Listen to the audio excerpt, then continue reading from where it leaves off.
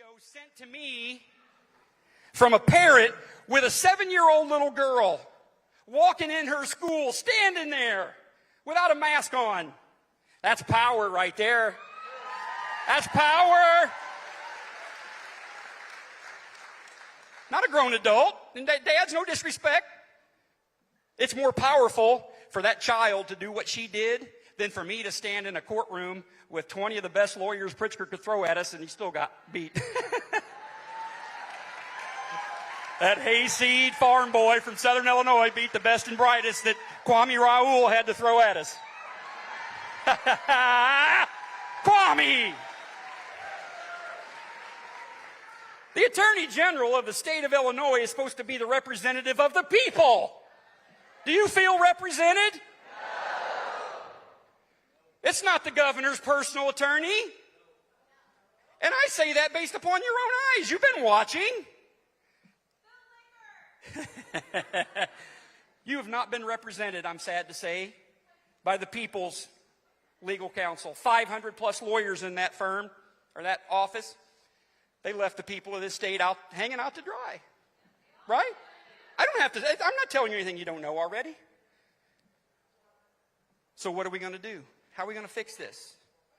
We need you guys to fight back, right? People got more power than they can ever imagine. We just got a little spoiled. You can do it. I know you can. But you know what else we need?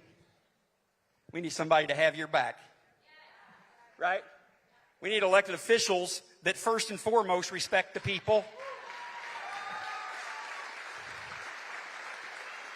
If someone stands in front of you and says, I got the answers, I know what to do, just pick me. You run from them. You run from them, because truly intelligent people, they know how stupid they are. They do. People I went to school with, my ed teachers, said, oh, Tom, you're a smart guy. I'm like, I'm dumb. Because I know what I don't know. But you know who knows? Everybody sitting right here. You know the path. You need elected officials who support that idea. You need elected officials that support the idea that the people govern. The people decide. And you all need someone in the Attorney General's office that's going to support that idea. I wonder if the state of Illinois has anybody that might be interested. I wonder.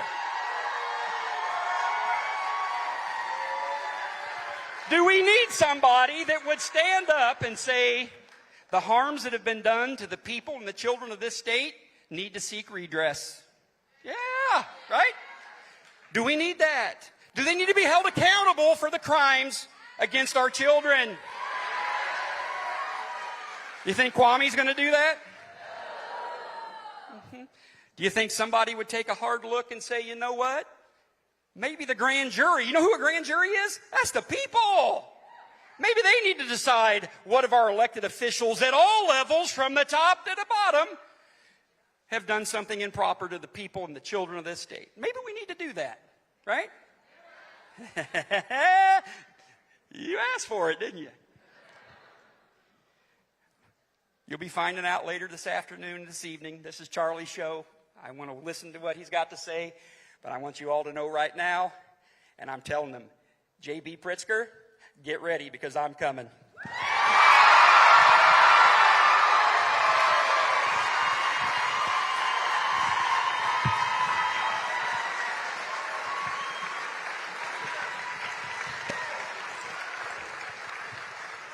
All right. Thank you, Tom. That was really awesome. So there will now be 3 student speakers tonight from a variety of different Turning Point USA chapters from the Chicagoland area. And I now have the pleasure of introducing our first student speaker of the night, Peter Christos. So Peter is the Turning Point chapter president at Glenbrook North High School and is one of the most passionate, confident, and well-educated students I have ever met. He has hosted over 60 rallies in the Chicagoland area, led a mask sit-in at his school last week, and continues to ask the question, what more can I do to help? Please help me welcome Peter Christos.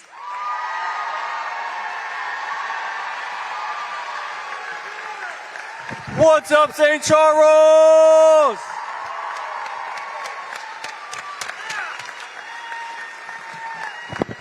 Wow.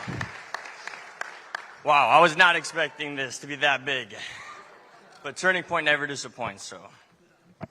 Well, what's up, St. Charles? My name is Peter Christos. Yeah, I don't have a mask. For those who do not know me, I am a student at Glenbrook North High School in Northbrook, Illinois. I am also the Turning Point chapter president at Glenbrook North. And Turning Point is an...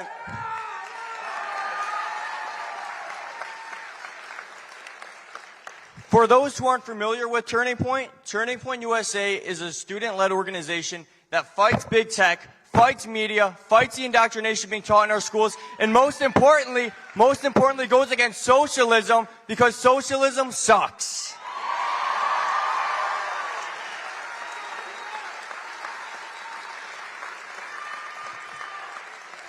But before I start my speech, I would like to thank the man who made this event possible.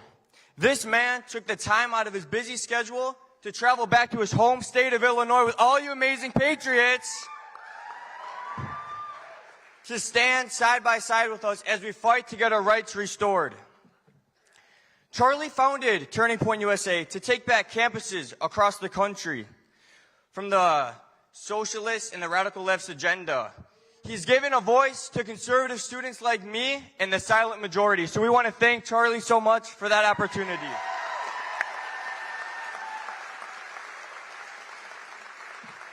Turning Point USA content reaches millions across the world and changes minds daily. Charlie's involvement and dedication to students has made Turning Point USA active on over 3,000 high school and college campuses. And I can say firsthand, we are growing every day in the state of Illinois. But the reason I'm here in front of you today is because of the tyrannical, never-ending, and useless mask mandates.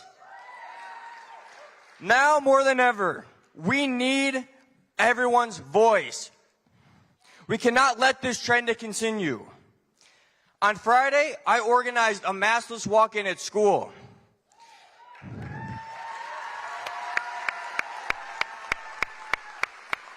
Because I wanted to exercise my rights like the other 90% of the country. When I entered the school maskless, I was met with my principal, 2 deans, a pack of security, and all these parapros, simply because I was maskless. Instead of putting that effort to stop bullying, to stop drug deals, to stop this mental health crisis, they're more worried about someone who's maskless. But as I continued my way through the school maskless, like any patriotic American would do who loves their rights, I was approached by an individual who swore at me, flipped me off, slapped myself in my phone. Yeah, he cut my hand up pretty bad, but it's okay because he's a liberal, right? All of this happened because I was not complying, and I was standing up for what's right. Thank you. After these events, after just getting sworn at, assaulted, cut, scratched, and grabbed, the teachers protected him, cheered him on, and applauded him, and I was the one sent to the office. Yes, but friends, this is nothing new. Across Illinois, we see videos of maskless students being brought into auditoriums, small office spaces, for hours at a time. This is why we need to be at the school boards, we need to be at the schools, and we need to organize ourselves because enough is enough.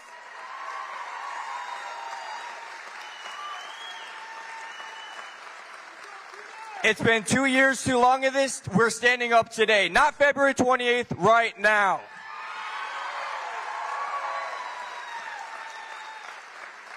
And while I'm on the subject of school boards, there are 2 people I want to thank. First is William right there. Right here in the front row, William. And Jeff Kaminsky, he's right there in front of me. Jeff is a fighter, guys. Jeff went up on Monday against my school board, the same school board that wants to compare maskless and unvaccinated students to be as dangerous as the intoxicated and as dangerous as people wielding knives. These are the people in charge of our education, folks. But Jeff went up there, stood his ground, and said the facts, and questioned why was there no accountability from the school after my assault. That was not only it. I was harassed online, in school, and several other fellow Turning Point students have gone through this. And we need to stand up to this bullying. We need more people like Jeff. We need more parents and students to stand up. We need you to get active.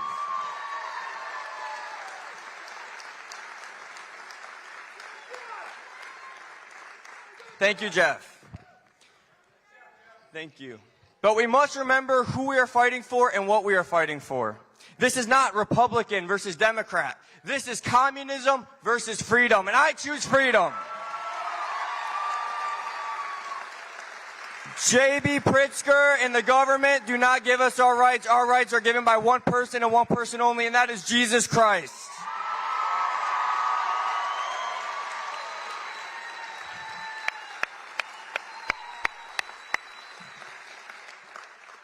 And as we fight against tyrants like J.B. Pritzker, who believe it's okay to mask and muzzle students for 8 hours a day while him and his family enjoy extravagant massless vacations down in Florida, like AOC and Pelosi, or Representative John Carroll, who travels to large sporting events and out of the country, yet votes to keep in-school masking, but they refuse to acknowledge the real crisis in this country. And that crisis is the mental health in students. We do not even know the long-term effects of this masking with younger generations like 4, 5, 6 years old who need that peer-to-peer interaction. And they refuse to acknowledge as well that more students were shot in the city of Chicago than have died across all of America from COVID. So this shows where their priorities are. This shows what they want. This was never about your health. This is about one thing and one thing only, and that's control, and we've had enough. Our wonderful country and our beautiful state is in such a fallen state because Americans chose to stay silent and not stand up. By not standing up for their values, they are in fact complicit to the left's push for total power. If more of us had stood up, we may have not been in the situation that we are in now. But it's never too late to start, and we're going to start. For all the ones you haven't started, we're starting right now today. And by wearing a mask and by complying, you only push us further downhill. You let those in the media spread fear and panic over a virus that has a 99.9997% survival rate for our age demographic. You are the reason that the pandemic will never end because you are too afraid to stand up. But to all my students out here, if I wanted to relay one message to you, it's this: do not comply.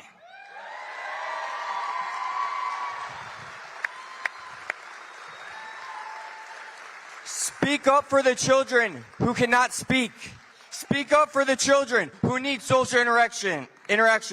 Be the guardian to those who cannot learn in an environment where teachers' faces are covered. Be an American. Stand up for me. Stand up for us, and stand up for your children. And more importantly, stand up for our country, the Constitution, the law, and God. The battle over these illegal mandates is far from over.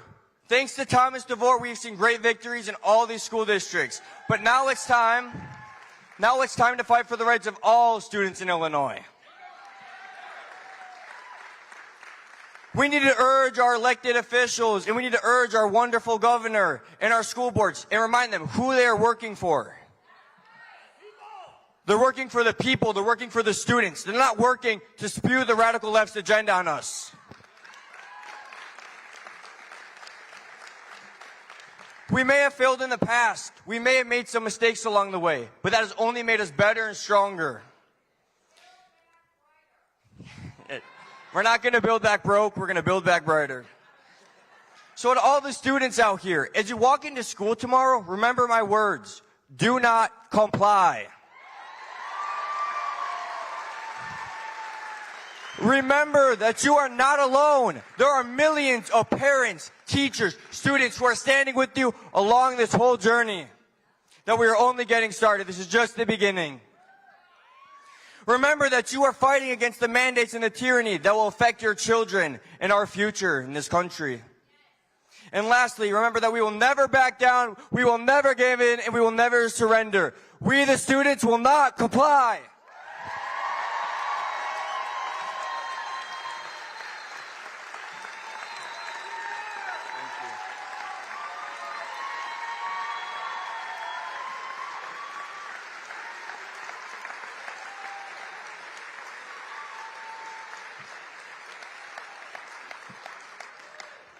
Thank you, Peter. He's incredible. Oh my goodness. It's a pleasure to work with him. Okay, the next student speaker is Samuel Phillips. Samuel is a Turning Point chapter president at Niles West High School. Samuel has been through so many challenges at his high school and within the community, but he still continues to be resilient and fight for what he believes in, and he does it in the most respectful way. And the best part, he truly motivates the students around him to also have his kind of courage. So without further ado, Samuel Phillips.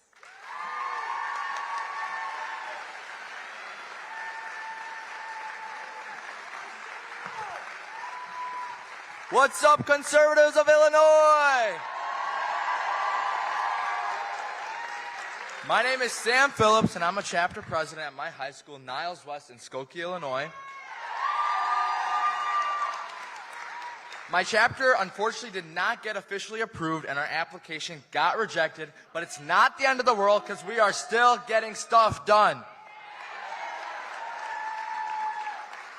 At my school last Tuesday, around 50 of us refused to wear a mask, and our school decided to segregate us into the auditorium, not letting us get our education until we put on a face muzzle. My friend Murphy Maeve Holleran and I decided that enough was enough, and we organized a walkout on Thursday, and at the walkout, we were able to gather around 150 students, parents, and community members to fight for a student's right to breathe.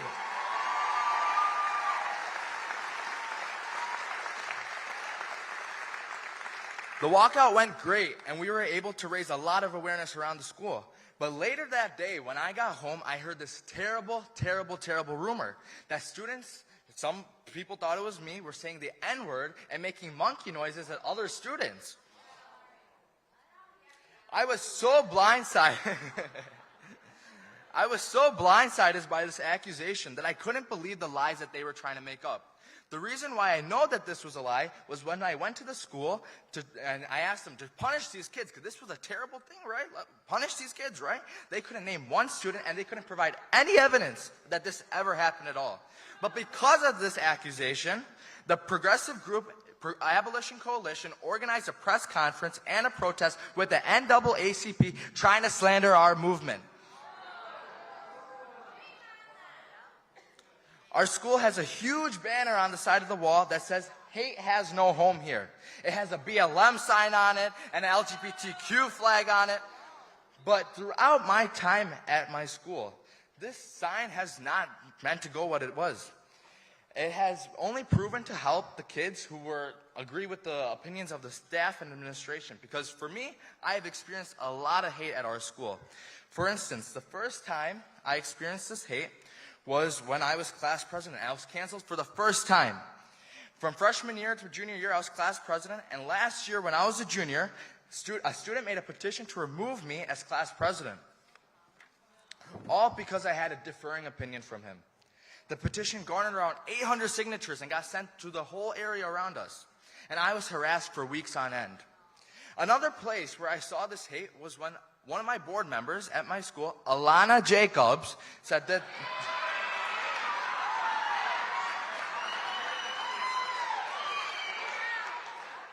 this about me, and I quote, "I am extremely surprised and concerned that the junior class president will be one of the moderators of the board forum. He has been parroting hate speech that he sees in Niles Township."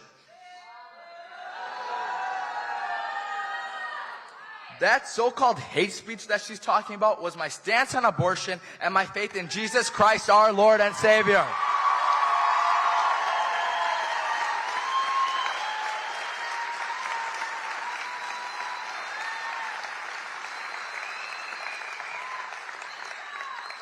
Another instance where I saw this hate was right after our walkout. Kids were telling us to kill ourselves, that we were KKK members, and that we were white supremacists.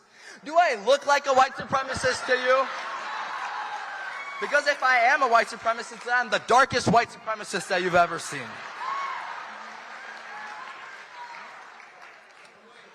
What I want you to learn from my experience is to make sure that you don't get progressive board members like Alana Jacobs ever elected again.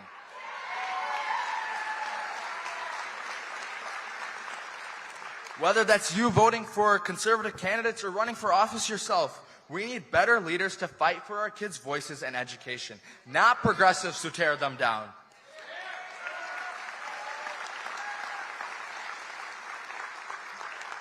That's why we need you to fight for our kids' education and freedoms. Have a good night, guys. Thank you.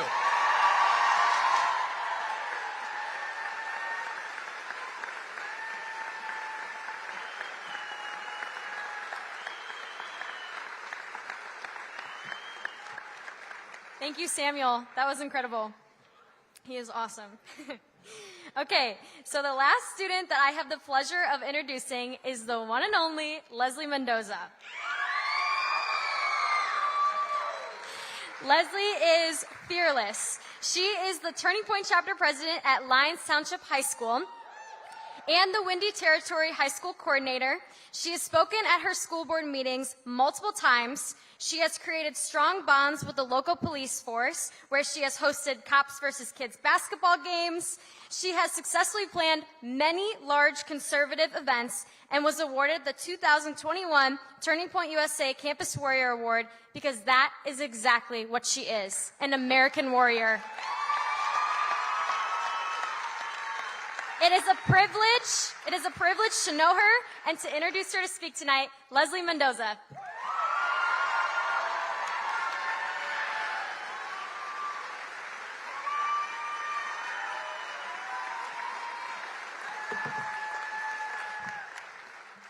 Thank you all so much. How are y'all doing?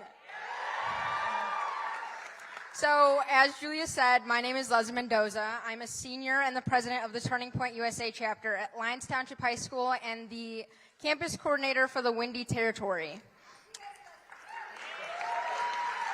This is only my second year of being actively involved with this amazing organization, and I could not be more proud to be a part of this team. I'm so incredibly honored to be here speaking alongside one of the great leaders that I've looked up to for years, someone who has become one of the most amazing role models in my life and who I have learned so much from. Way before I even got involved with TPUSA, I'd spend time watching his compilations of crazy leftist and socialist takedowns on YouTube. And I'd think to myself, I want to be like Charlie Kirk when I grow up.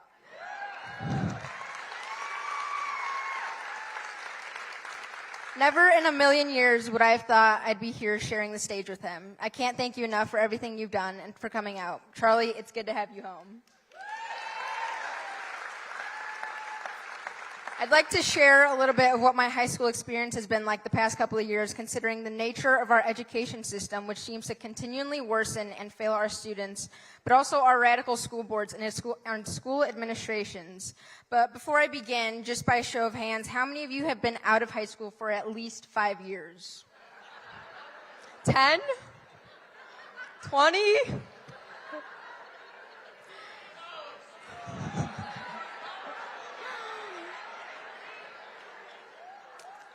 I hate to break it to you guys, but it's nothing like what it was when you guys were there. It wasn't until about my sophomore year of high school when I realized that everything really started going downhill. Teachers weren't just flying gay pride flags or hanging posters with the communist fist for Black Lives Matter in their classrooms anymore. Our curriculums began to change, and all of a sudden, the fundamental topics we had been learning about for years were out the window. This is when I began to notice their agenda as it was implemented in every possible aspect you could imagine. As students, we weren't being taught what to think. We were being taught what to think and not how to think. Teachers were getting a little too comfortable pushing their personal opinions on students, and it only got worse as we went into lockdowns, which we now know did absolutely nothing but cause more problems than we already had. March 16th, 2020. To think all of us students were so excited for our 2 weeks off of school. Guys, they played us. Kids laid in their beds, laid in their rooms in whatever makeshift classroom they made around their house behind a screen for 2 years. And I can assure all of you, we didn't learn a single thing. Students were spending more time on their phones and computers, scrolling through Instagram or Snapchat for hours a day so that they could stay safe from a sickness that they had a 99.9% chance of surviving.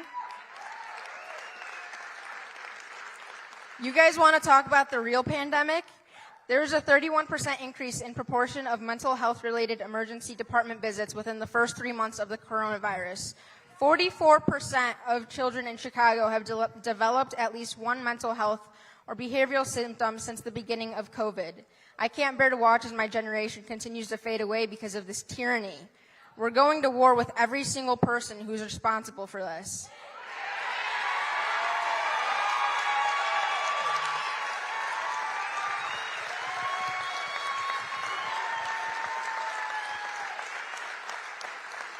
I refuse to let these deaths be in vain. This was never about the health of or safety of our children. This was about control, and it started at the local level.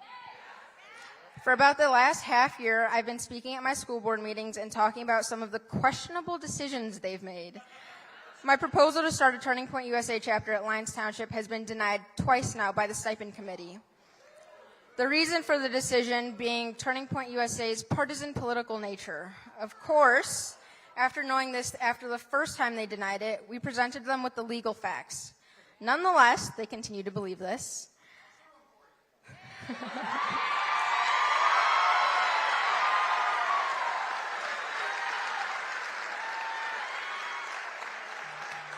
The only reason the stipend committee decided to deny our proposal was invalid.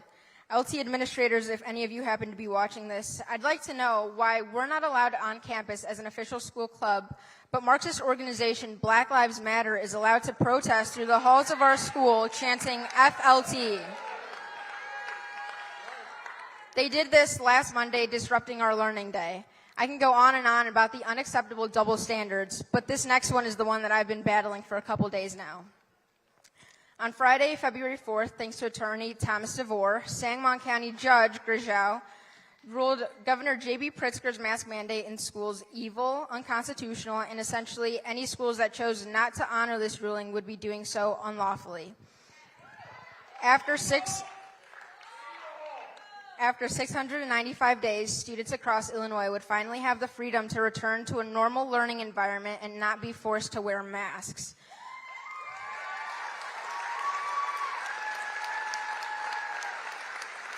On Monday, February 7th, I confidently did just that.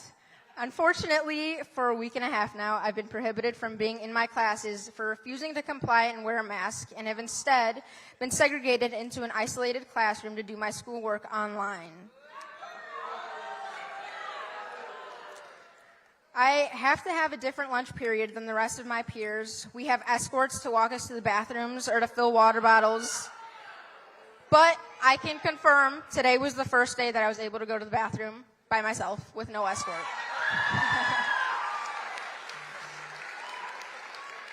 Since when was segregation ever the answer?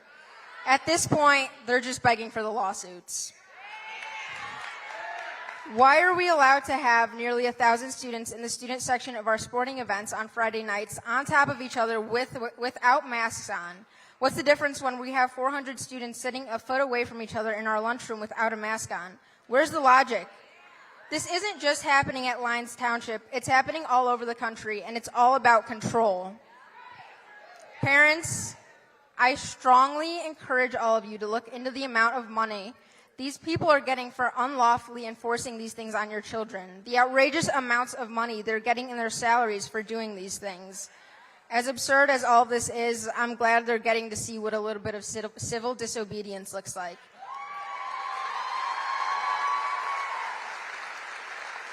Especially since it's coming from our students.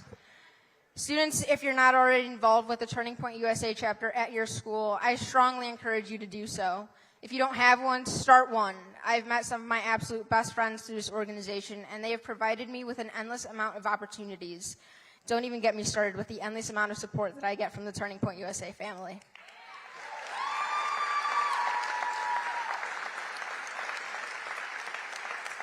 I could not be more proud of the students who are continuing to refuse and comply and stand their ground, because they will be the future leaders of this nation, and we know that they won't be the ones who will bend a knee or bow down to the mob.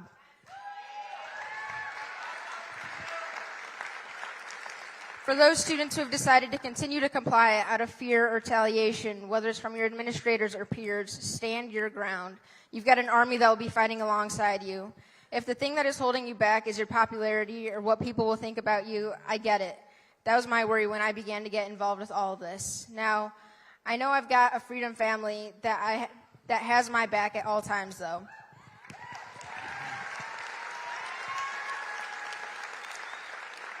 It's hard sometimes. Kids are brutal, and they'll do every possible thing to break you down, but you guys are unbreakable.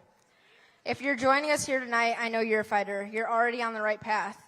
I promise you it's all worth it. You live in the greatest country in the world, fighting for your God-given rights and the principles this nation was built on.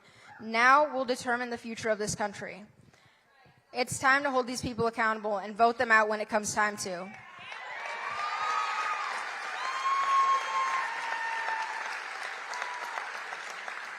I know how much of an inconvenience I've caused my administration the last 2 weeks, and I'm not sorry about it one bit.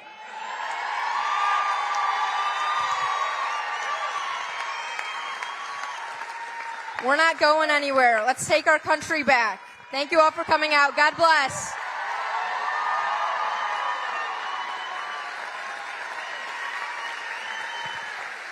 Hey, why don't you stay standing? Give a hand to all of our fantastic student speakers.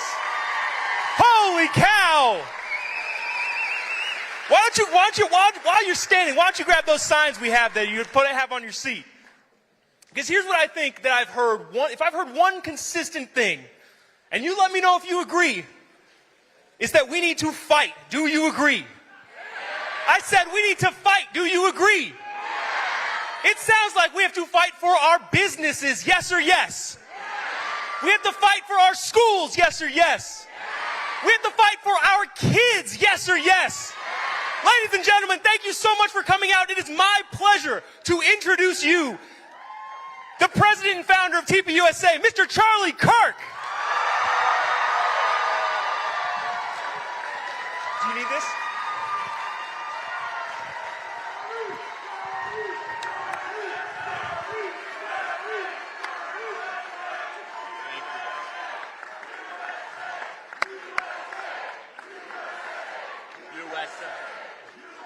Thank you, guys. Take a seat. Thank you, guys. I could listen to those students for another 2 hours. That's not the most impressive thing. You know, I was watching some of this from afar the last couple of weeks, and I was watching all the students walk out. At high schools, I played basketball at, right? It's like, I know that gym. I played there at Viter like 10 times, and I played at GBN. I know these schools, and so this is personal for me, right? I grew up right down the street. I went to Wheeling High School. We have a Turning Point USA chapter that's trying to get started there. I don't think they want it, but whatever. And I was kind of talking to my team, and I saw these heroic and courageous students that were willing to sacrifice everything they had. And the thing that matters most in high school, the currency, if you will, is social status, right? So they were willing to go all in, right? So for every community, going all in looks different. For a high school student, going against the grain, that's a big deal. And all of a sudden, they're like, I'm willing to go get quarantine ostracized and walk out of Stevenson High School or Naperville or Niles West. And I was just so inspired by that. And not to mention just the moral, and I'm going to use a very intentional word, crime of masking our children. And that's what it is. It is a moral injustice to mask our children. I see Joe Patak here. I see so many familiar names and faces. And so we decided to come out here. I told my team, I said, look, we're in the central time zone. I was in Texas yesterday, so it's close enough. And I said, I want to come and do the event. Like last minute, look at the turnout. It's incredible. And we couldn't find a venue. And so they said, how about this place in St. Charles? I said, I know that venue. And so when I was literally their age, like 10 years ago, I spoke right here and pitched Turning Point USA to Tea Party groups. You guys might remember that. And how surreal it is to be back. It sounded much worse than it actually was. It was so surreal to be backstage and to be listening to students that are now in high school that want to continue this entire fight for liberty and freedom. And, I'm going to talk a little about Illinois, and I just want to encourage a lot of you tonight. But those students, that's the future of the country right there. I mean, that is not easy to do. It isn't. And so to be back here has just been so amazing. And I see so many familiar faces here. And before we really get into it, I just want to say thank you. I don't live here in Illinois anymore. It's pretty obvious. Look, and I want to say a word about that. I'm not really proud of it. I'm not. Some people are like, I left Illinois, I'm proud of it. I'm really sad about it, actually. It depresses me. I love this place. I grew up here. I think Chicago could have been the greatest city on the planet. It once was. It's geographically centrally located. It has the best people. And you could see that. I mean, you could see the people that come out of Chicago, and then they leave, and then they go do great stuff other places. And great pizza. I mean, I'll give you an example. Someone at my office today put ketchup on a hot dog, and I was like, I called the police on them. It was like, you don't do that. And they didn't get it at all. They eat pizza this thin. The whole thing's all screwed up, right?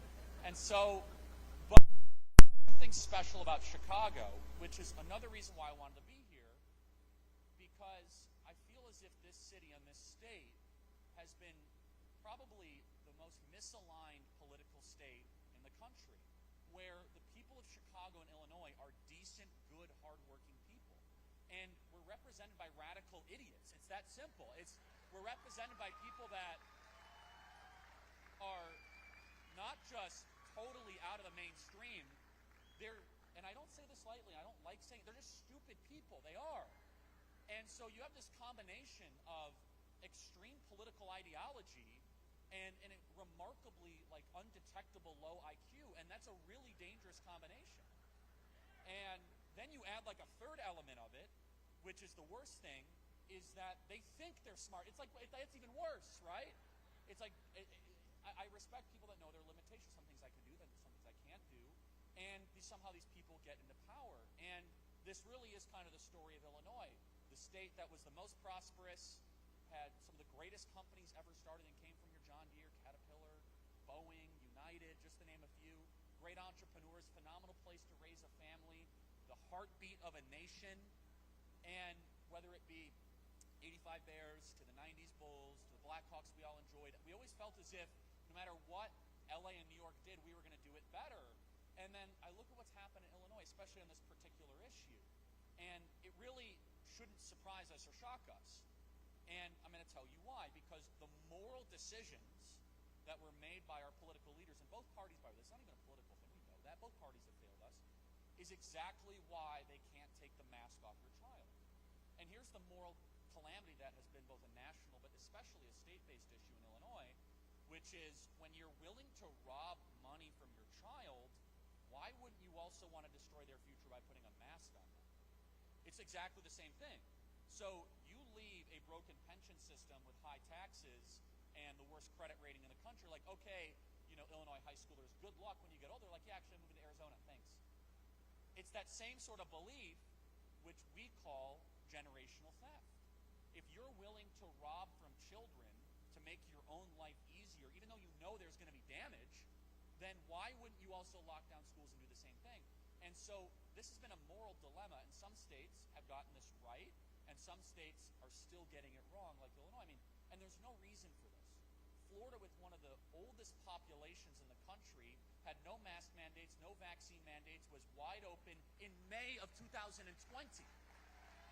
No reason for this. But you look at it, it's perfectly consistent. Florida balanced the budget. They have for a while. And so what I'm trying to connect here, okay. Can you guys hear me? Okay, sorry, it's for the live stream. So one of the things that there is a group of political leaders that are willing to take from one group to the other. What's to say they wouldn't continue to do that? And so what's been really interesting for me to see in this particular moment is how parents have started to rise up, thankfully. But in this particular one, it's the student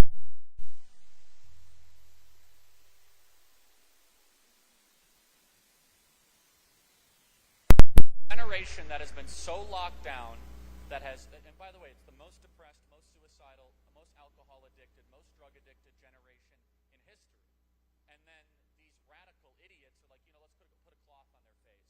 That's going to make it better for a virus that does not even have a significant risk of them having a tough time with it, let alone hospitalization, let alone death. And here's the stats. Your child is in more danger driving to and from school than catching or dying from this virus. That is statistically true. Your child is in more danger of killing themselves than catching or dying from this virus. And so there's a lot to this whole mask thing that I think is worth unpacking, which is, we know it's not about public health, we know it's about control. But what's so interesting is that when it came to the children, it was a unique kind of moment where a lot of different populations, especially in the suburbs, they felt as if they were doing the right thing. And so this is a really good lesson for kind of when you encounter tyranny next. I was talking to my good friend Gary Rabine earlier about this, which is that Gary's been a friend for years. I know he's running for office. We don't endorse at Turning Point USA, but he's a great friend, and he's here tonight. We don't endorse. I was talking about this earlier, which is that when tyranny comes again, which we know it's going to come in some sort of variation, it's already here, right? We have to make sure people hopefully learn a lesson from this entire thing. But more damage has been done to humanity in the last 100 years from people who thought they were doing the right thing. And this is a very important point, that very few people consciously think they're committing evil. Very few people. Stalin thought he was doing the right thing. So did Mao. They didn't go to sleep like, yeah, I'm doing the wrong thing. It's that, no, a lot of suburban parents, some of them, are like, no, this is the right thing for my kid. Like masking them, not having them be able to see their friends. I'm saving their life. And, no, of course, but it warrants a question of how do they come to that conclusion. I think there's three major things. Number one, safetyism has become the primary religion of many communities in America. Now, here's something that we must recognize and realize. Freedom and liberty is a difficult thing for us to continue on. It's hard. Freedom and liberty requires risk. It is impossible to have freedom and liberty without risk. You cannot have freedom and liberty without risk. I mean, we could get rid of driving, we'd save 45,000 auto deaths every single year, obviously. Now, that would be like, oh, that's stupid. We get rid of pools, by the way. Every summer, dozens of Illinois children go into pools and they suffocate to death. We could get rid of all sorts of different things, but we've decided, in a hopefully prudent way, to balance risks and costs. And we say, okay, there's a benefit to driving. We can get places faster. We can have prices lower. And they're like, okay, no one even debates that. We could also put speed limits at 10 miles an hour. It's a joke, but you know how many lives it would save? I mean, come on, trust the science. The science is force equals mass times acceleration, and a really heavy car going really fast, being driven by somebody, you're going to put people in danger. What, do you hate the kids? Or the science is real. Okay. You apply that kind of belief to something that, by the way, kills more of your kids every single year than COVID does. And so it's this kind of cult to safetyism. The second thing is this, and I want to talk about this whole idea of science. There's some people outside with these. I think we got 4 protesters. I was super disappointed, honestly. Do better next time, Chicago. 4 protesters, really? 4?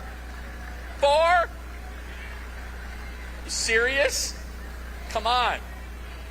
It's raining. I get more when I go to Dallas, okay? 4. Really, Chicago really has changed, I'll tell you. 4 protesters. So, they have this sign. They're nice people, I'm sure, and I'd love to talk to them. The sign says science is real. Of course science is real.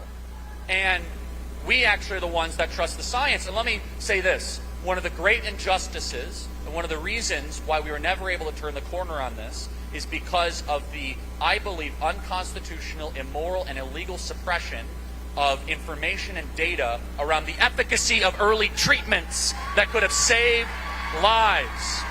That could have saved hundreds of thousands of lives. The fact that we were not able to talk about vitamin D levels, azithromycin, hydroxychloroquine, ivermectin, intravenous therapy, monoclonal antibodies, melatonin, aspirin, for goodness sakes, lowers hospitalization. Not allowed to say any of that. Instead, the position of our public health authorities, which basically they're a massive vaccination project, is all they really are. They're a sit at home, do what you're told, and vaccine. And by the way, you guys, whatever opinion you have on the vaccine is fine. I'm not here to tell you otherwise. I have my own personal opinions. Just make a choice. Don't force it on other people, okay? So it's very simple. It's not complicated. Make whatever decision you see is best. You think is best.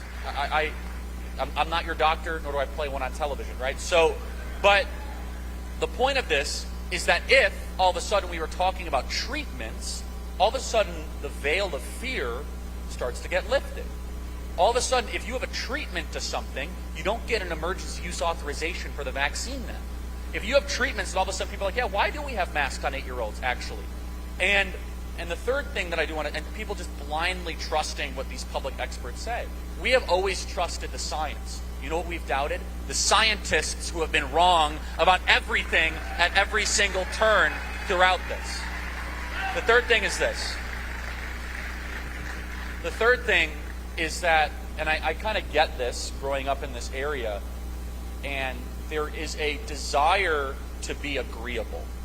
And that's nothing like unique for Chicago per se, but it definitely doesn't help in the suburbs, where no one wants to be the disagreeable parent, right? A lot, and some of you do, I know, I know, trust me. But by the way, that's changed because they left you no choice, right? Where your kid's entire future gets stripped away. And, GBN had a student that committed suicide who was like one of the top football players at their high school last year, largely because of lockdowns. One of the saddest stories that you'll see. I lost friends to suicide, high school and post-high school.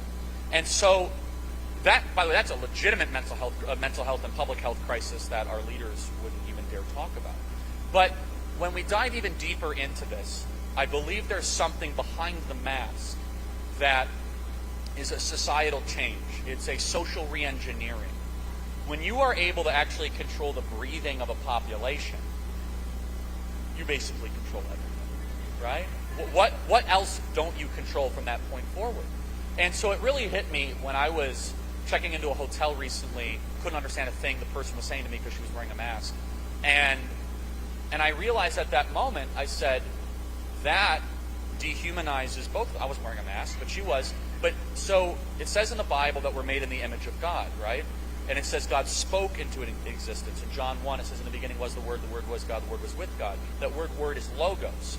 So Aristotle said that we are the speaking beings. We are the only beings on the animal hierarchy that can speak and make sense of right versus wrong. Now, dogs can say pleasure and pain, but we can make claims on justice. We're the only beings that can do that. And how do we do that? Through speech. Through organizing the natural world by saying this is right, this is wrong, this is big, this is small, and we take that for granted, right? But when you are unable to speak, then are you actually still human? At that moment, all of a sudden, they have crushed the soul and the spirit of what it actually means to be a full human. And you see that in the data. IQ levels are going down because of mandatory masking of children. Children are the most medicated, most depressed, most anxious, least likely to communicate to one another generation in history. Isn't that a perfect type of population for a legitimate, like Justin Trudeau-style tyrant to come in and tell them what to do? The answer is yes. If you wanted to prime a generation for a legitimate tyrant, this is what you would do. If you wanted to, I'm not saying that's what they want to do, but if you wanted to, you would muzzle a generation to believe speaking is hard and wrong. You would have a generation believe that you must always walk around to be submissive to whatever authority tells you no matter what. And it's done in a way that is so, you must say it, you must be unquestioned, no matter what, as it comes forward. And so when you have the government that controls the breath and the speech, then they'll be able to micromanage every other decision that comes after that. And so it really is a physical representation of an attempt to silence you. We talk about the death of the First Amendment. We talk about that all the time, about how we get, kicked off YouTube and everything. By the way, we're proudly not streaming on YouTube right now. We're on rumble.com. Everyone should download Rumble. It's terrific. delete YouTube, get rid of Google. We're exclusively on Rumble. It's time that we start to go where we're actually welcome, the place for free speech. But what way to basically silence a generation other than literally silencing a generation? This is a backdoor way to put a muzzle on the First Amendment. And so we have a couple choices, and this is kind of what we at Turning Point USA are focusing on, which is what do you do when all of a sudden there's this regime of medical authorities, of media authorities, of corporate authorities, of political authorities that seem to be weirdly in harmony to kind of crush your livelihood. So here's the good news. The good news is that that's when we reassert what it means to be not a serf, not a subject, not a slave, but a citizen. And what we are seeing, and unfortunately in Canada, it's not they've basically decided to destroy what it means to be a liberal democracy and become a full-fledged dictatorship. And God bless those truckers for what they've done, by the way. Truly, God bless those truckers.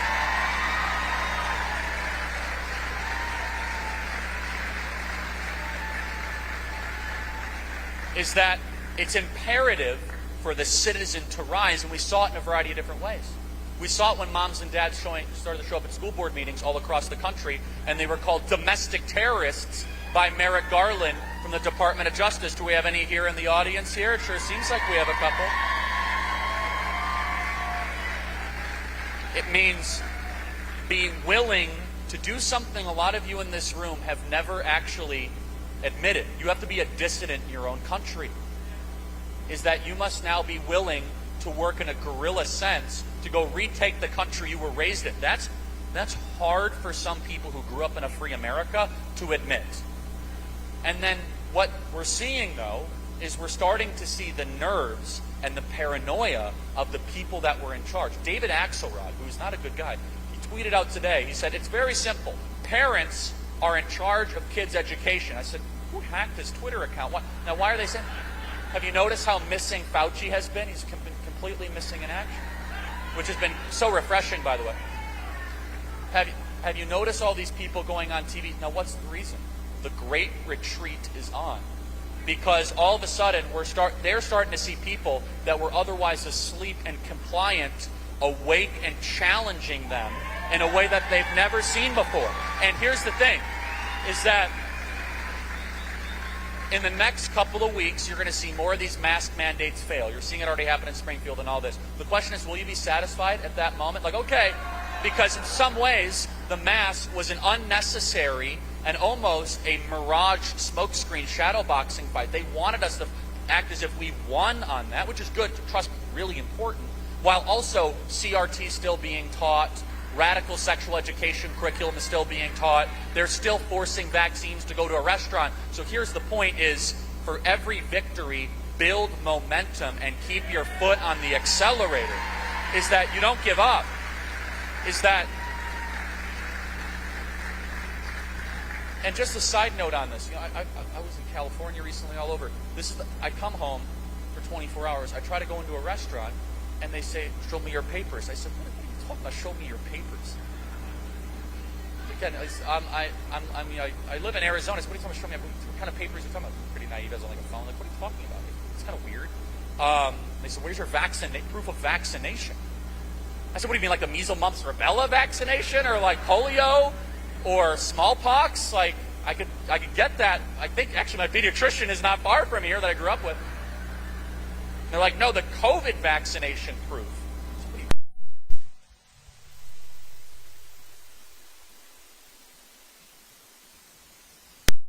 And so, not going to happen.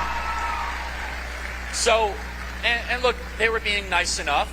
They were being very compliant Stasi members of the regime, right?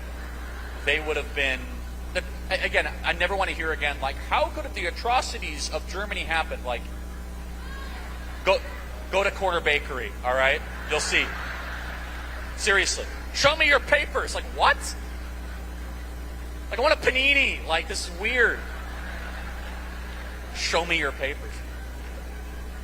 And so it really kind of sunk in, and here I am coming back home being treated like I'm visiting East Germany, literally, no exaggeration. And I know this, though, that a majority of Illinoisans and a majority of you and your friends are decent, so decent that they actually don't want this to continue.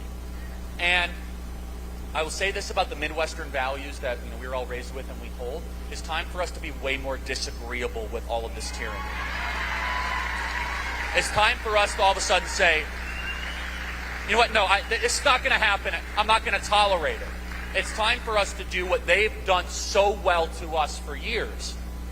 And I'm not saying we should always be peaceful. We should always do all these things. But if you can't go to a restaurant in your local town because you don't have the right papers, I mean, that's like a violation of just the basic natural rights that you have. And so, yeah, boycott all the, and then also, let's find the restaurants that aren't doing that and flood them and support them and get behind them 100%. And look, I just want to say this. Thank you to this wonderful theater for allowing us to do this. It's a very great thing. It's terrific.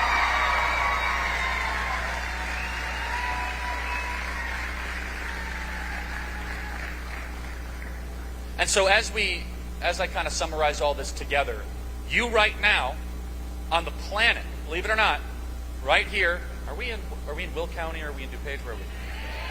DuPage? Okay. Kane, sorry. Yeah, Kane County. Right here, I grew up in Cook County, so totally different issue. You should boo Cook County, by the way. You right here are on the precipice of the fight for liberty and individual sovereignty. The world is watching. What's going to happen in one of the once great cities in America? Are they going to keep on tolerating this? But so we have 858 murders in downtown Chicago. But the real problem is whether or not you're wearing a mask when you go in to dine in downtown. That's a public health threat. 858 murders in downtown Chicago, and they're worried whether or not you have your vaccination papers and whether or not you're wearing your mask correctly. But here's what I know. I know there are more of us than them. And I know they are getting more and more nervous. And so we have a lot of things working for us. We're just beginning to wake up, and we are just beginning to fight. That we are just beginning to start to feel the momentum. And one of the characteristics of a tyrant is perpetual paranoia. They are never happy with where they are. You look at Stalin, you look at Mussolini, right? You look at any one of these people. You look at your current governor. I could say a lot about your current governor. I'm not going to say a lot about your current governor. You can listen to my radio show if you want to hear about the current. Every day for 2 hours, you guys can listen to me talk about J.B. Pritzker, born on third, thought he hit a triple. Okay, I'm done. So, yeah, I know what you're thinking. Come on, he can't run to third base. I know, I'm done. Okay, so I got it. All right, we're done. I promise we're done. Done. I know. It's not nice. I got to stay very, very down the middle. Magnanimous, right? That's right. While our kids are masked and vaccine mandates, 850 murders, right? We have to be magnanimous. So, is that you look at tyrants, they're perpetually paranoid. It's because they did not get power the right way. It's because when you are put in a position where you violated the consent doctrine, then you're always worried someone's going to take your power away. So one of the characteristics of the United States Constitution, and we're a republic, by the way, not a democracy, big difference. We are a republic, not a democracy, is that we give power voluntarily in this country, meaning we give up our sovereignty. We are the sovereign. We give it to our leaders, and if they do bad, we can take that power away from them. Now, unfortunately, that's an overly simplified version. That's the way the founders envisioned it. It's been completely muddied up in a variety of different ways. But the thing that I think is most important is when you have these people in power, these tyrants and these autocrats, is their great vulnerability is the people. And they lay awake at night wondering if all of a sudden there's going to be a grassroots movement that will rise up and challenge their power. If there will be a grassroots movement that will be so robust, it will displace them. And we're starting to see that in every corner of the country. In San Francisco last night, they recalled 3 of their school board members with 70% of the vote. San Francisco.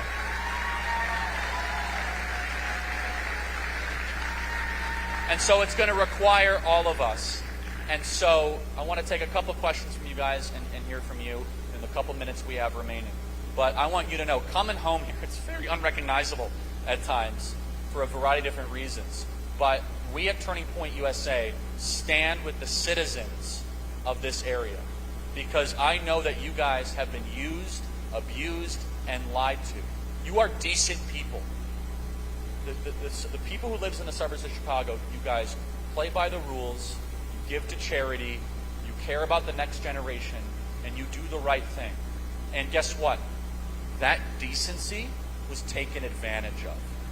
How pleasant Midwesterners are was taken advantage of by people both elected and unelected that thought they could pull a fast one to totally socially re-engineer an entire generation.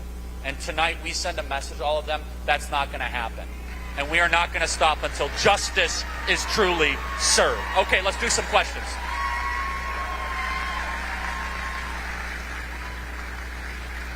All right, let's do some questions. If you guys want to line up right here. Very quick, just do your, we're going to do it, not a speech, we'll do questions, just line up, raise your hand. Line up over here. Mark, you got to get in line. Sorry, love you to death, man. Got to get in line. Anybody have a question? Got to get in line, my friend. No one has questions? Mark, I've known you for years. Give it up for Mark, everybody. Come on, he does a great job. Stand right there. All right, Mark, you're up. Don't See, give that's the all you had to do. microphone to anybody. Okay, Charlie, thanks for coming back here. I have a quick question, and thanks for writing that nice Facebook post about me today. If you need me on your show, I'm available tomorrow. So, Thank you. my question is, could you come back to Chicago or Illinois and run for office, maybe U.S. Senate?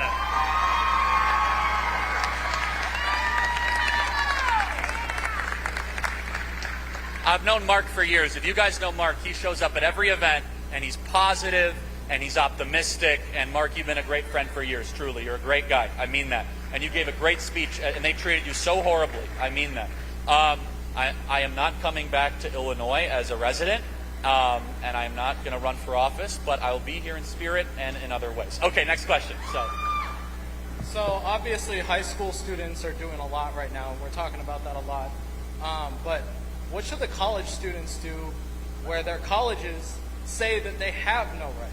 No matter what you say, they stand up and say, you can't fight us. No matter what you do, we will throw you out. We will literally ban you from campus. This happens at a lot of colleges, and we're seeing it in Chicago. It's bad. Which schools?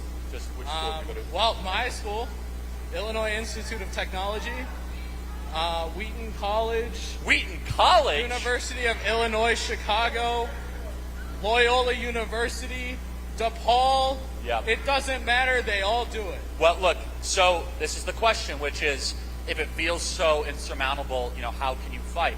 Well, you start with one, which you're doing, and you find like-minded people, and you have to do one thing, though, before you fight. And this is why I'm so inspired by the high school students and many of the college students. You have to be willing to lose it all. Now, this is easier said than done. So let me tell you what that looks like, okay? You're like, oh, yeah, that's easy. Okay, you have to be willing to lose all your friends. You have to lose all your social currency, be called every bad name in the book, and you have to be willing for them to potentially kick you out of school. Potentially. And they've already tried, I know. But this is the thing, which is, what's more important? Getting a piece of paper in, Central African Migratory Bird Studies from DePaul, right? Or fighting for liberty. Here's the thing, is that they say they'll kick you out and all that. That's fine. But the way you fight is also very important, right? Is that don't give them a reason to kick you out on technical reasons. He was swearing. He was out of control. No. You must be so pleasant, so calm, so collected. You must be so clear that they are kicking you out on some sort of procedural thing. And guess what? They want to kick you out on style, not on substance. They want you to be the belligerent person, insulting everybody, not calming down. But if you walk in and you're very calm and you're very direct, and then they still kick you out, that's a less likelihood. But here's the thing. Don't start fighting unless you're willing to really see it all the way through. And I will say this, that unfortunately, you're in a tough situation in Illinois. Not enough people, I think, have stood up over time to be able to stand by you with this thing. And finally, this is something we're working on. If you are a donor or if you are an alumni to any of these schools, Be relentless in your communication with these schools and how they are abusing these kids. And finally, Wheaton College. What would Billy Graham think about this nonsense, right? Now, Billy Graham didn't go to, I don't think he went to Wheaton. He spent a lot of time in Wheaton, though, and I think he taught classes there, and he helped launch a lot of different things there. And so I'm going to use my platform to continue to try to expose these colleges. I just want to encourage you, though, do not give up, hold the line, and they're a lot weaker than you might think. Let me say that again. The people in charge are a lot more fragile, weaker, and paranoid. The whole thing is a facade, and it's waiting to go tumbling down. God bless you. Thank you.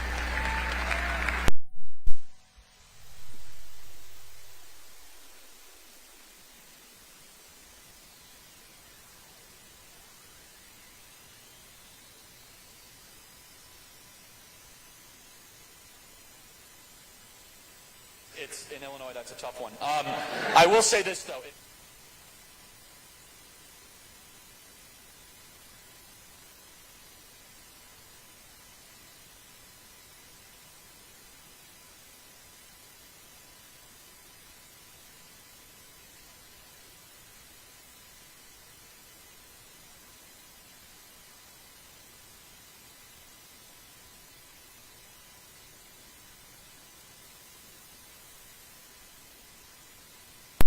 We need to continue to grow our homeschooling population in our country. Now, why would Illinois not be a leader? Here's why.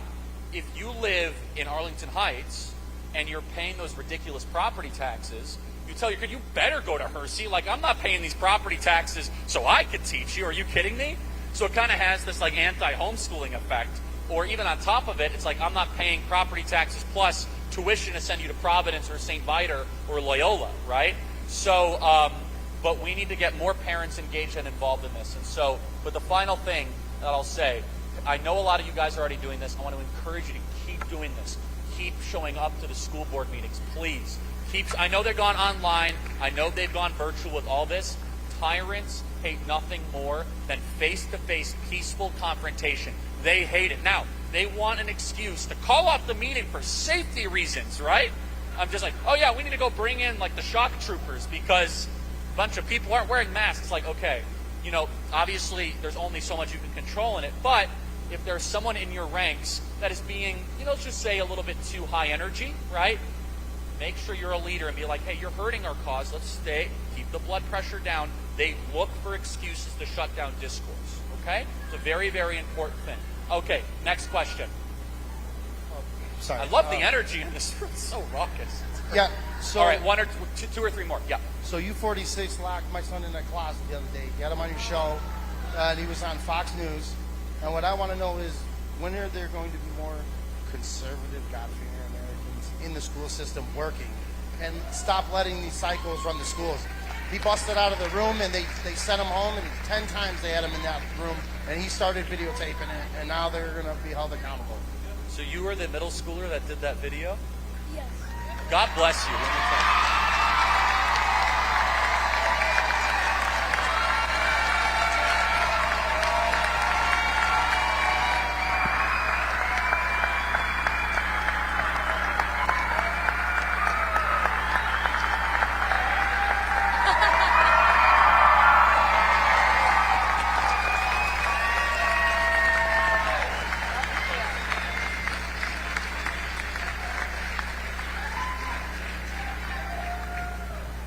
So, first I just want to say, it's terrible what happened to you. I want you to imagine if, and this would be totally unacceptable, I want you to imagine the media outrage if an LGBT activist was locked into a room, right? Could you just imagine? I mean, protests in the streets and the whole thing.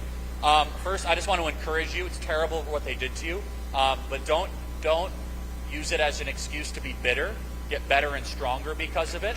And I'm sure your great father told you the same thing.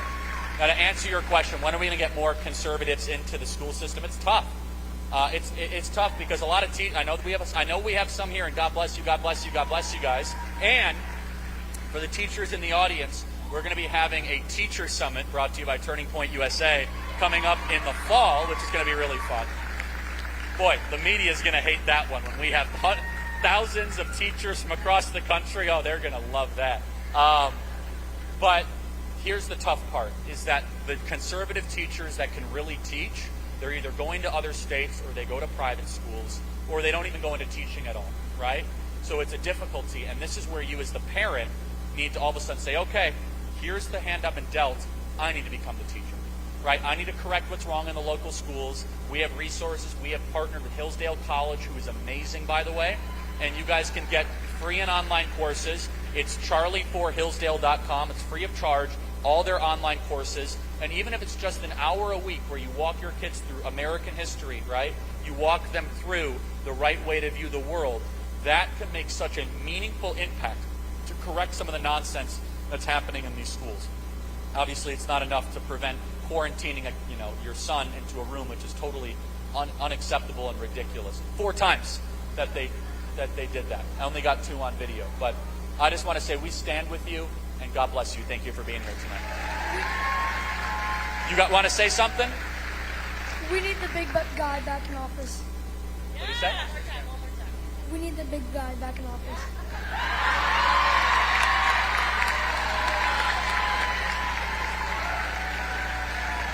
All right, we'll do a couple more. Hi, Charlie. I have just a more lighthearted question for you. I'm sure we have plenty of Tucker Carlson fans here tonight. Oh, yeah. And I was just wondering, sitting here listening, how much of an impression you think he's had on you, because I'm sitting here listening to your delivery, watching you speak, and you remind me quite a bit of him. So, Tucker is the man and one of the most incredibly articulate and effective communicators of our time, and I'm honored to call him a friend, truly. And if I get the feedback, Charlie, you're talking like Tucker, I say, thank you. That touches me. So God bless you. Thank you. All right. Last question. 1 or 2 more. Hi, I'm... Thank you. I will tell Tucker you said that. Thanks for being here tonight. I am a mom of 3, and I went and I battled the school district last year to try to get masks off the kids. I also fought against CRT that was implemented in CCSD 93, and the SB 818. I fought against that as well. When they would not get rid of any of that stuff, and the superintendent literally went up to me and told me his hands were tied by ISB and he could not change anything, I decided to pull my kids. That's the right move. I'm a first-time homeschooler. I have 3 kids. I have a 6th grader, a 1st grader, and a 2nd grader. I have a wonderful family that's helping me with my smaller kids. But I need some advice from my 6th grader, who has been through the system this entire time, and she feels like she's lost everything. So I need some encouragement for her to see that this is where she needs to be. She needs to keep going through and keep challenging on and know that this is the right place for her, because going back to public school is just going to just tear her down. Well, first, I just want to encourage you and give you a round of applause for having the courage to take your kids out. Now, I wanted to say a couple things. For people that homeschool, make sure you make deliberate attempts that they're always socializing and meeting other students and kids. Classical Conversations does a great job of this. I'm not sure if you've heard of them. They're a homeschooling organization where they meet at least once a week. Number 2, I'm not sure if you're faith-based or not, but leaning on a local church that could be supportive in that way. And you could tell your daughter, who's a 6th grader, like, look, you're going to have to trust me for what's best for you. And in the years that follow, you'll start to see exactly why I did this for you. And I just want to say this. I went to public school. I went to MacArthur Middle School and Wheeling High School. I would not send anyone I love back to the schools that I went even 10 years ago. I mean this. They have become so radical, so intolerant, so out of control. And so I'm not making anyone feel bad if you have kids in public school. That's not my point. That's my own personal opinion. And I could just see it in so many different ways. And I'm glad some resources are being shared in that regard. But also, the final thing, get your daughter involved with Turning Point USA. I think that it would really, really give her a lift and a spark in more ways than one. God bless you. Okay, we'll do 2 more. We'll do 1, and then we'll finish with a student question, okay? It's not a question. Okay. But can I... the Convention of States. Are you familiar with that? It's I am, just a yes. Quick announcement. Can I do a quick Very announcement? quick. Okay. Yeah, remember, it's a question. Conventionofstates.com. Go to it, sign the petition. Convention of States is concerning Article 5 in our U.S. Constitution. It is what gives the people the power to make legislation by bypassing the federal House and Senate. Okay, we need 34 states.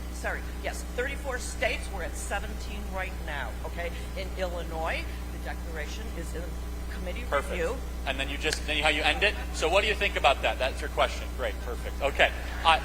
All kidding aside, I love the Convention of States, so I'll give you a hall pass on that one. Okay, thank you. All right, we'll do two more because we'll end with a student.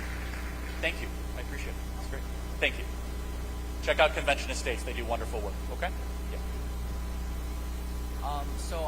My name is Evan Penagakis. I go to GVN High School, and I decided about 2 weeks ago, I think, I was no longer going to wear a mask. And so I went in.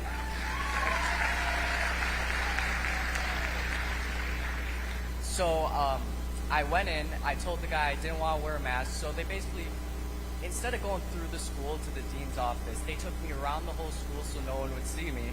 And then they put me in the room about the size of, let's say, a hotel bathroom with a little plastic table, and they made me do e-learning there.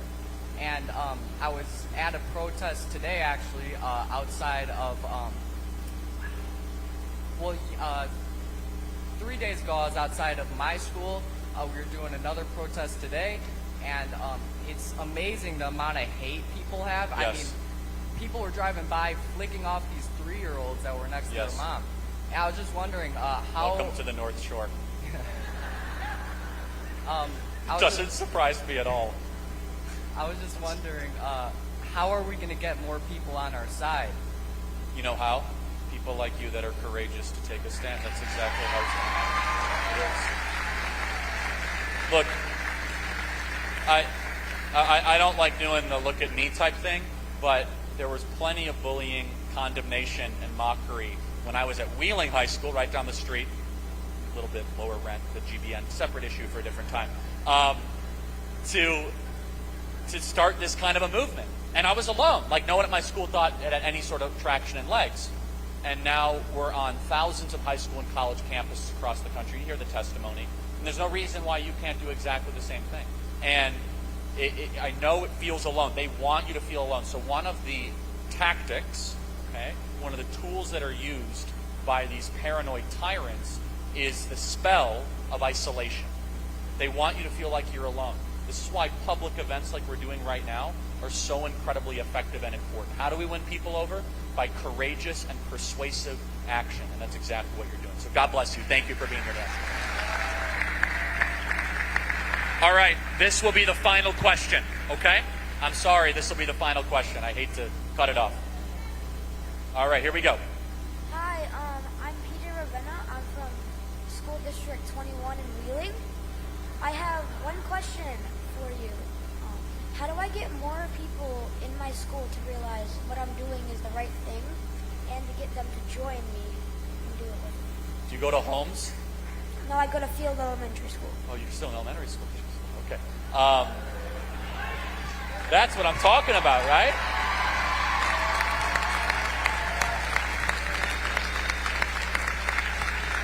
That's what it's all about. Look, you can wait a couple years if you want, okay? So, no, just enjoy the 5th grade. I'll give you this. But if not, look, know your stuff. If you want to dedicate your life to this, listen to the podcast, listen to the radio shows, listen to the TV shows. Nothing replaces knowing your stuff. And this is an important thing for activists and things in general. Be a likable person. Be just a generally pleasant person. Be a person that, opens up doors when people are coming, says thank you when things are given. No one wants to buy anything from someone who's unhappy.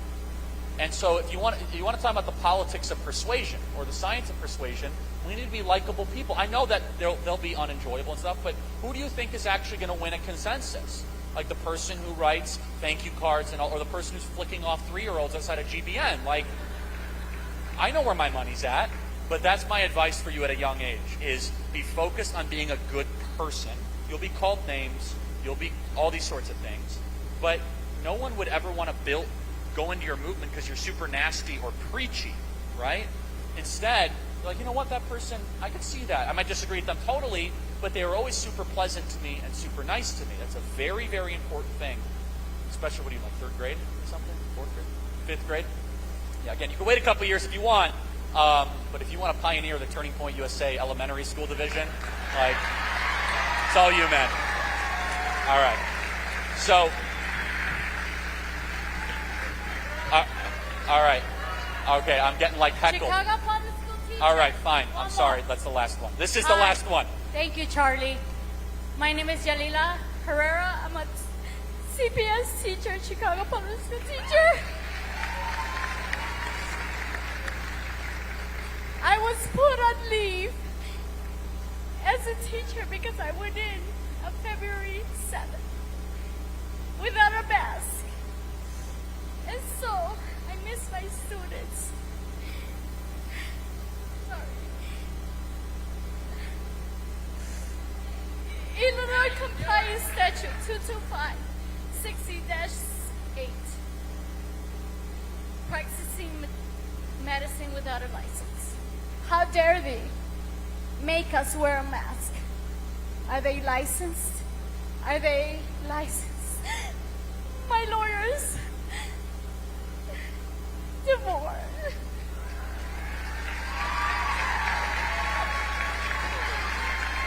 Give it up for her. How great is that, huh? That's so terrific.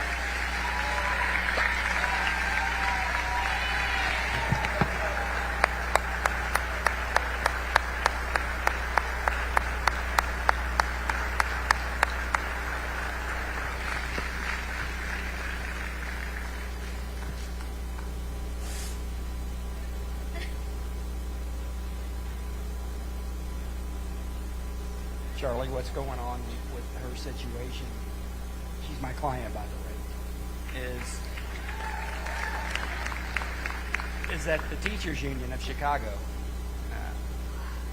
in an attempt to negotiate away the due process protections of their staff, in a very clever way got them to vote on going back to school, where my client thought that she was going back to school to teach her children. And unbeknownst to her, they were trying to negotiate away their rights to choose on whether or not they're subjected to vaccination, testing, and masking. And now that she's trying to stand up for herself, they're being pretty heavy-handed on her, trying to say that, you know, she was a part of that negotiating away her rights. Because, again, she thought she was going back to help her kids. And at the end of the day, they're trying to tell her she gave up her protections. Yes.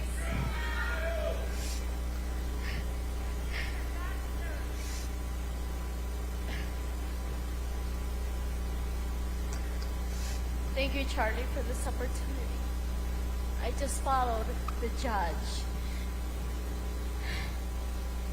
Judge said on the 4th of February that it is against the law for the governor and schools to enforce masks.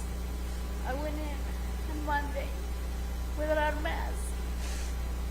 Tuesday, they went into my classroom and said, the principal, you all need to get your supplies and move to the library.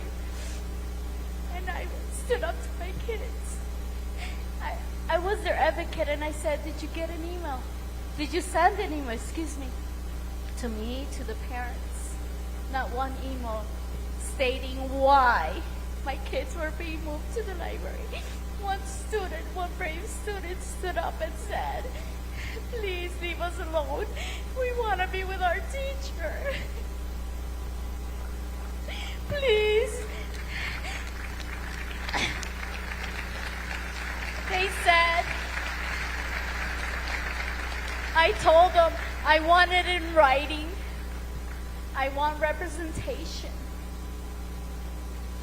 Please leave us alone. I'm trying to teach. Well, we are with you. So, again, thank you so much. Thank you. And God bless Thank you. 100% Thank you, Charlie. behind you. So thank you. One more time, let's give it up. It's so powerful. Thank you. Thank you, Mr. DeVore. Everybody, I want to thank you guys again